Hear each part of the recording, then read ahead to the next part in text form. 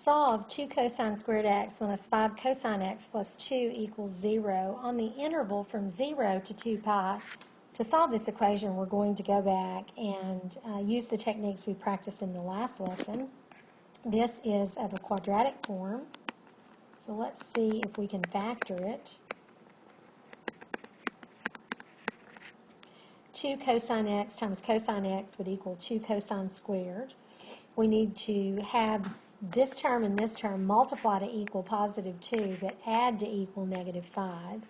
So let's try a negative 2 and a negative 1. 2 cosine times cosine is 2 cosine squared. 2 cosine x times negative 2 would be negative 4 cosine x, plus negative 1 cosine x would indeed give us the negative 5 cosine x. And then negative 1 times negative 2 is positive 2.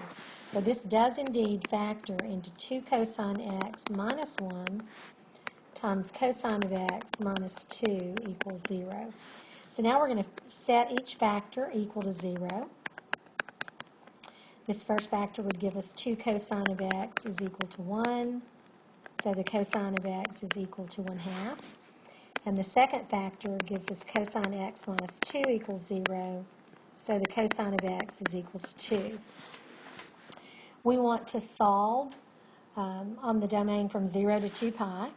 So for our first equation, let's think back to our special right triangles. If the cosine is adjacent over hypotenuse and that equals 1/2, the third side of this triangle would equal the square root of 3. Theta would equal 60 degrees, which in radians is pi over 3. Cosine is positive in the first quadrant, which would be the answer of pi over 3. Cosine is also positive in the fourth quadrant, so using pi over 3 as the reference angle, 2 pi minus pi over 3, get a common denominator, will turn out to equal 5 pi over 3. Now I'm wanting to find my answers between 0 and 2 pi, so I don't have to add the plus 2 in pi to these solutions. For the second part of the equation, we have the cosine of x equals 2.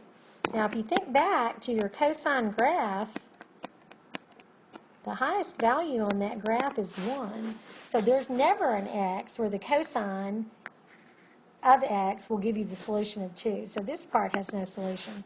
So the answers to the equation are pi over 3 and 5 pi over 3.